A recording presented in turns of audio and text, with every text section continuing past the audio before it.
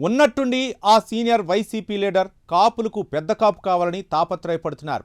Party బ్రాండ్తో పాటు caste background ఉంటేనే తనకు ప్రొటెక్షన్ ఉంటుందని లెక్కలేస్తున్నారా? పార్టీలో తన ఇమేజ్ ఇంకాస్త పెరుగుతుందని భావిస్తున్నారా? సొంత సామాజిక వర్గాన్ని తక్కువ చేస్తూ మాట్లాడిన వీడియోలు తెగ వైరల్ అవుతున్నా డోంట్ కేర్ అంటుందేందుకు? ఫాలోవర్లతో కాపు కింగ్ ట్యాగ్ లైన్ పెట్టించుకొని మరీ సందడి చేస్తున్నారా? కాపుల కార్యక్రమాలకు హాజరవుతూ వంగవీటి, ముద్రగడ్డ తర్వాత తానే అన్నంతగా హడావుడి చేస్తున్నారా? ఇంతకీ ఏంటైన స్ట్రాటజీ? Let's watch.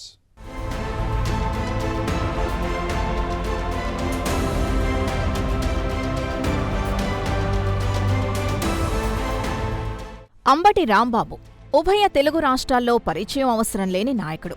తన వాగ్ధాటితో పాటు ఎత్తిపొడుపులతో వెటకారంగా కమెంట్స్ చేయడంలోనూ ఆయనకు సాటెవరూ ఉండరు.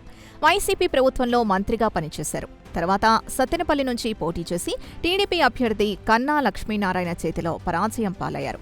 తర్వాత వైసీపీ అధిష్టానం ఆయన్ని గుంటూరు పశ్చిమ నియోజకవర్గ ఇన్ఛార్జ్గా నియమించింది. రేపల్లె నుంచి మొదలుపెట్టి సత్తెనపల్లి దాకా ప్రస్థానం సాగించిన అంబటి ఇప్పుడు గుంటూరు సిటీ నుంచి తన మార్క్ రాజకీయాలు ప్రారంభించారు.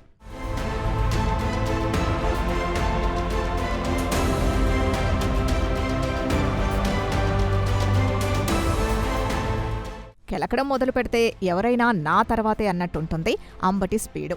అన్యాపదేశంగా నోరు జారినా సమర్థించుకోగల నేర్పరాయన. లడ్డూ ప్రసాదం కల్తీ వివాదంలో సీఎం చంద్రబాబుపై అంబటి రాంబాబు చేసిన అనుచిత వ్యాఖ్యలు రాజకీయంగా తీవ్ర దుమారం రేపాయి. టీడీపీ నాయకులు, కార్యకర్తలు నిరసనకు దిగడమే కాదు, ఏకంగా అంబటి ఇంటిపై దాడి చేశారు. పోలీసులు అంబటిని అరెస్ట్ చేసి రిమాండ్కి తరలించారు. అంబటి జైల్లో ఉన్న సమయంలో వైసీపీ నాయకులతో పాటు కాపు నాయకులు తరలివచ్చి అంబటి కుటుంబాన్ని పరామర్శించారు. అంతా మన మంచికే అన్నట్లు ఆ పరిణామం అంబటికి చాలా కలిసొచ్చింది.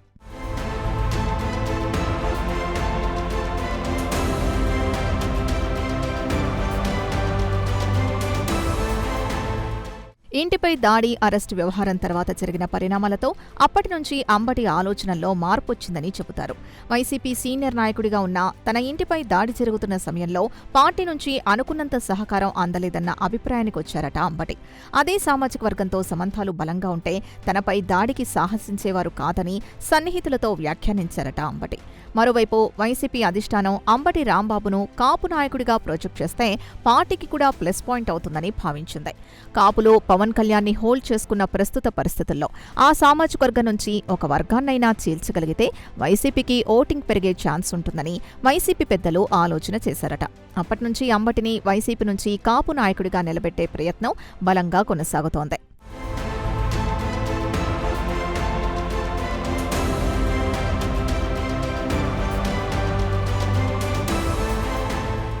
అంబటి అరెస్టైన సమయంలో ఉత్తరాంధ్ర కాపు నాయకులు ఆయన ఇంటికొచ్చి కుటుంబ సభ్యుల్ని పరామర్శించి తమ సంఘీభావం ప్రకటించారు. అంబటిపై జరిగిన దాడిని కాపులపై జరిగిన దాడిగా ఎస్టాబ్లిష్ చేసే ప్రయత్నం కూడా చేశారు.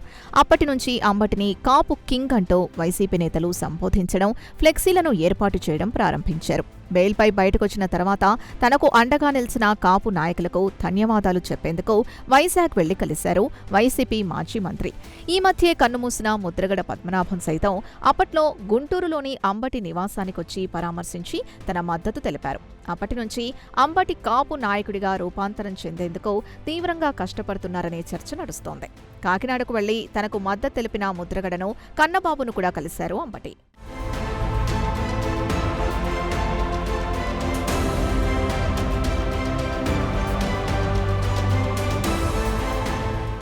కులమే తన బలమంటున్నారు అంబటి. రాష్ట్ర జనాభాలో 20% ఉన్న కాపులు సంఘటితంగా ఉంటే సాధించలేనిదేదీ ఉండదన్నారు. తనపై జరిగిన దాడిని తన సామాజిక వర్గంతో పాటు తన పార్టీతో కలిసి ఎదుర్కొంటానని చెబుతున్నారు.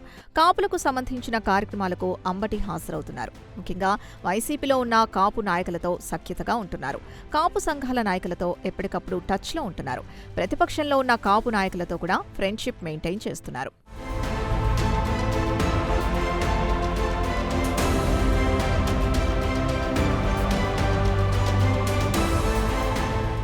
ముద్రగడ పద్మనాభం మరణించినప్పుడు కిర్లంపూడి వెళ్లి తన సంతాపాన్ని ప్రకటించారు అంబటి రాంబాబు.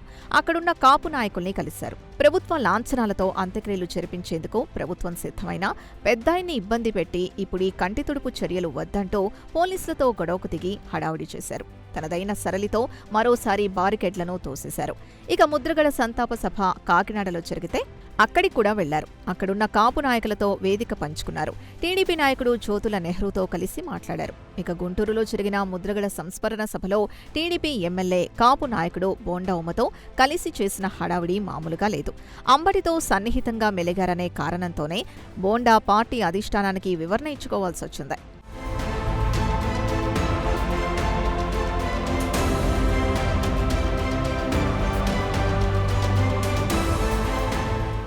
కాపులకు బలమైన నాయకుడిగా అప్పట్లో వంగవీటి మోహన్ రంగా, తర్వాత కాపు ఉద్యమ నాయకుడు ముద్రగడ పద్మనాభం ఉన్నారు.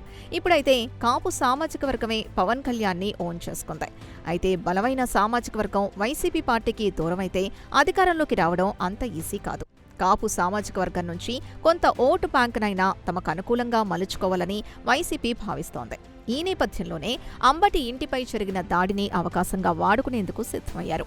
కాపులపై గతంలో ఇష్టానుసారం విమర్శిస్తూ వ్యాఖ్యలు చేసిన అంబటిని వైసీపీ నాయకుడి నుంచి కాపు నాయకుడిగా పరావర్తనం చెందుతున్నారు. వంగవీటి, ముద్రగడ తర్వాత ఆ స్థానం దక్కించుకునే విషయంలో ముందు వరుసలో మీరున్నారు కదా అని ప్రశ్నిస్తే కాపు ప్రయోజనాల కోసం పార్టీలకు అతీతంగా పోరాటం చేసేవారికి ఆ స్థానం దక్కుతుందన్నారట అంబటి. కాపు నాయకుణ్ణి ఎవ్వరూ ఎన్నుకోరని, ఆ సామాజిక వర్గం కోసం అలుపెరగని పోరాటం చేసేవారికే దక్కుతుందని చెబుతున్నారు.